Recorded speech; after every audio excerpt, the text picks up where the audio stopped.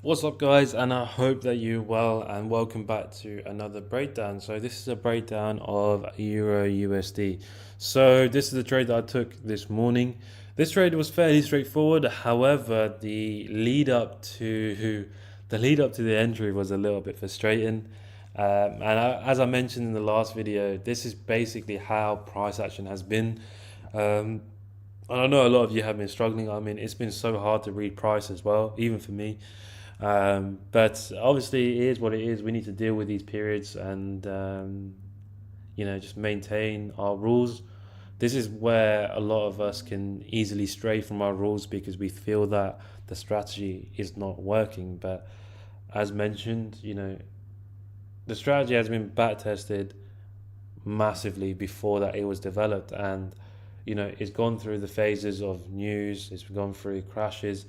It's even obviously the pandemic as well. It's been tested and it's a proven edge. We just need to be able to trust it a lot more and shouldn't be straying from it. Shouldn't be straying from our rules as soon as things get a little bit difficult. That's not who we are. That's not who we should be, really. But anyway, into this one was fairly straightforward in terms of finding the POI. It was more the entry that was becoming difficult. So for this one, what I saw was this initial impulsive move. So I was looking from about 7 a.m. and I saw this initial move and I marked out this POI. Price never came to it, which was fine. I wasn't surprised given how price has been. Then we see this breaker structure. Now, from this breaker structure, we have this mitigation. Now, at this point, I don't know why I did not look for an entry at this point. I think I was watching GU or something like that, but we can see if there was an entry, to be fair. I mean, I have no reason why. I have no reason to why I wouldn't look there. But from here, I would mark out this POI. But remember, your structure point is still here, as in your structural high. But this is the only point I can see before that breaker structure, as in before the breaker structure and that imbalance there. But just be wary of that at that high, so it didn't violate that. But anyway, let's just have a look. As I mean, if there was one, then it'll be nice, but we'll see. So, where did I mark it out here? We had, did that break? That broke, and it broke from here. Okay, there was no entry there. Then price closed above, and then it came crashing through. And I think that's when we were back to. Hold on a sec. Let me make this clearer. There we go. Yeah, this is where we came crashing and through. Yeah, there was no entry there anyway, so it was fine.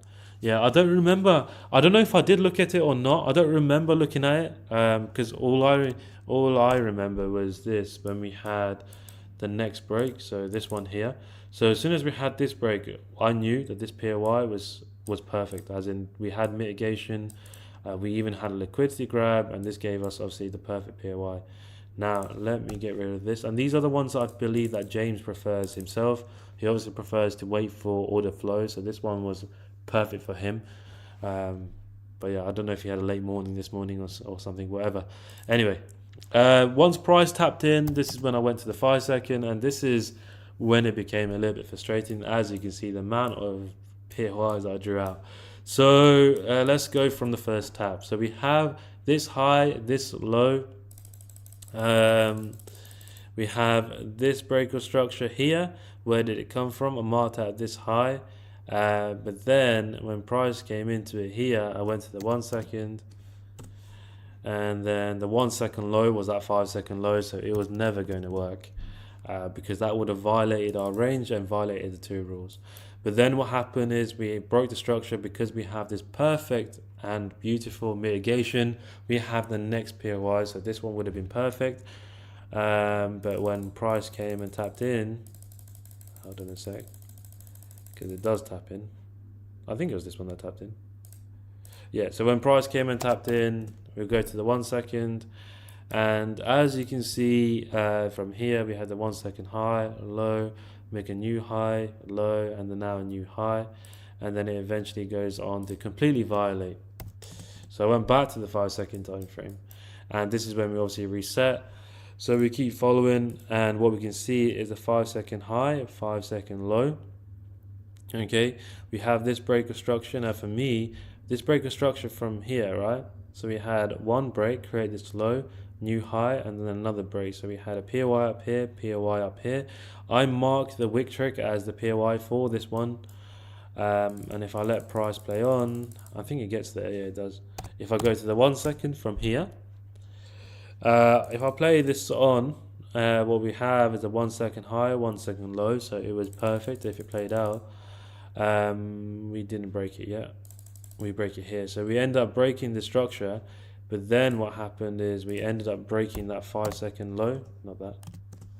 We end up breaking the 5-second low. So now what we have is we have rule 1, and then we have rule 2, and now we have a third break. So we have to go up the time frame. Now when I went to the 15-second time frame, in terms of our structure points, what we have is we have our structural low, then our high, okay, break or structure, okay, then we break structure again, low and high, and then what we have is another low and high, okay. Now we ended up breaking this structure point here, so this is our low and this is our new high. So in terms of 15-second, we're still within this range, so the 15-second wouldn't have made sense to go up to, sorry. So I went back to the 5-second time frame and I continued following. So we continue following that. Sorry, so I marked out this POI as well. So because of the 15-second time frame, it didn't make sense because we will be trading minor structure at that point. I personally do not like to trade minor structure. That is my personal preference. But once price came into it, on the 1 second time frame, and on the 1 second time frame, that as you can, I don't think I need to go into it, but there's no confirmation, as in there's no inception, and price goes flying through, and then we carry on with the same thing. Now again, we have another 5-second high, low break from this POI here, and then if we carry on watching what happens, price comes into this one nicely. So this one is, I think this is the one that I almost triggered. Yeah. So this one, what we can see is we have the high, we have the low, okay, then we have this breaker structure. This breaker structure, where did it come from? This breaker structure came from the price within here, okay. We come back and mitigate it, and then we break structure again. I was just about to place my order, right, at this POI here between these two candles, but then what happened was this stupid break. So we have this breaker structure here. So what we have is this breaker structure was caused, and we made a new low from this high, and then we break structure above. So immediately I was taken off by this trade. I did not want to take it, but this is the power of inception, and this is why my personal win rate is so high, because what we see is complete violation anyway, right? That is the power of inception, and that's probably the most perfect example of it. And this is why your vision for structure has to be on point, and this is why your psychology has to be on point, purely because you need to be able to make these decisions quickly. I'm not saying I'm perfect, because hold on a sec, I'm not saying I'm perfect. I mean, I make these mistakes all the time. But yeah, I was just on it on this one. So I avoided that one, and then we went back to the 5-second time frame. So we went back to the 5-second time frame. We ended up breaking structure from here, but I marked at the POI complete violation. So we have the high and low. We carry on going. So at this point, we've got the new high and we have the low here. We have a break of structure. We have the new POI. Price came into it. There was no form of at this point there was no form of confirmation within that. You can check for to be fair, seeing as some of you doubt, there was no form of entry within that, as you can see. And then at that point I didn't start looking, purely because it violated it, so I wasn't keen on that one. As in, it violated the structural high. So now we have the new high and the new low. So we have break number 1, and then we have another break down here, and then if we carry on going, we have another break. So at this point I did not want to stay on the 5-second, and as we broke below, we have to go to the higher time frame. So I went to the 15-second, Now, as we remember, the last range on the 15 second was from here, okay, which eventually was broken by this one, and the last low was here. So we have this new high, and the low that was created, right, was from its own candle. So we have one breaker structure, and now we have a new high which is created here. Very easy to miss, as in very easy to miss that candle break. But now we have this low, high, low. So we have this break. I'll mark out that POI. I don't know where that accent came from. I'll mark out this. I don't know where that accent came from. I'm sorry. Right. Anyway, we wait till price reaches our POI. Once price taps into it, it didn't tap obviously that nicely because I took a confirmation, but I think it's because I moved it. It's gone all the way over there. Sorry. So this one was taken. So we had the 15-second two rules. Now, why did I take entry point number one? Now, the reason why I took entry point number one is we've been lingering in this POI for a long time, and is obviously awaiting for this impulsive move. I didn't know if it's going to be bearish or not, but my intuition was to just take the sell straight off here. So with this one was I had quite a good amount of time, to be fair. What we had was we had this high from this low break or structure. Where did it come from? It came from somewhere within here. So I entered as a manual execution straight here. This one actually triggered perfectly, to be fair. I thought it was a little bit delayed because it took I don't know what happened. It sort of froze as I entered, to be fair. But it ended up triggering from there, which was perfect. And then once we had a couple of breaks of structures from here, so break, and then we had this break, I was break even. So I was break even on this trade within when? I was break even at that point. I was in break even within 17 seconds of being in the trade. Now, the thing is, another thing about my win rate is high purely because I do also take a fair amount of break evens.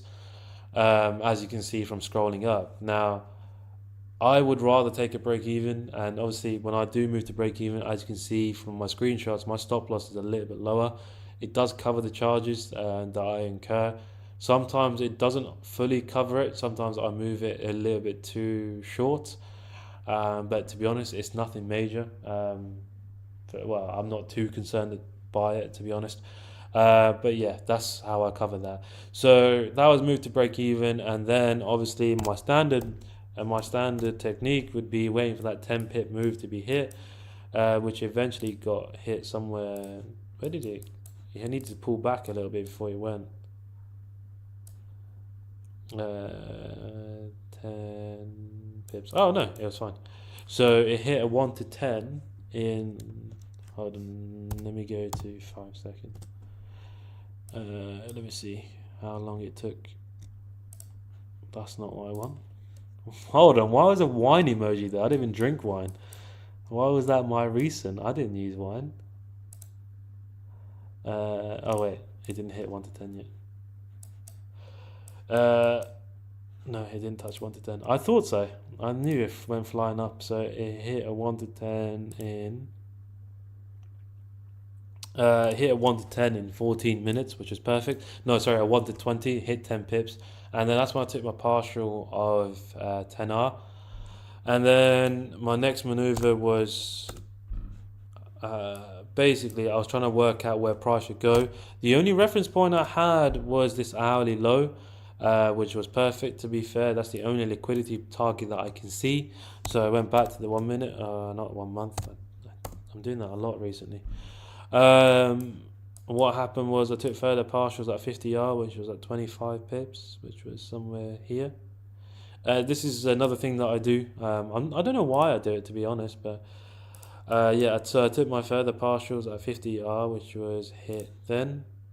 So it hit a 1 to 50 in an hour. Oh, in an hour and 8 minutes. And then it eventually went back to break even, but I set a hard target at 40 pips to take out that liquidity of that hourly low. Price eventually, if I can go to the hourly now, to be fair, price eventually came and took me out, and then it did go to target and grab that liquidity, so it would have been perfect, but But yeah, it took me out literally to the pip. And I don't know how that even took me out. It didn't even touch on here, but it touched on my broker anyway. So yeah, so that was a breakdown of EU. I felt that was quite a scatty breakdown. I hope it was clear.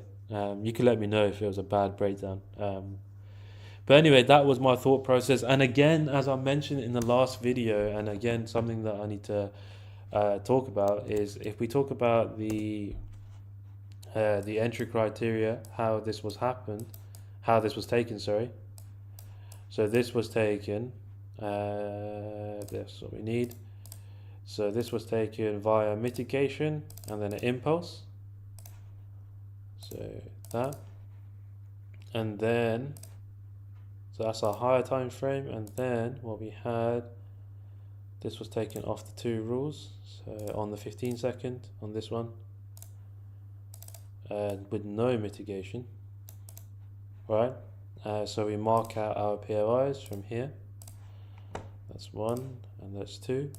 And again, this is my variable point. Am I going to incept from here or incept from here? That's the only difference.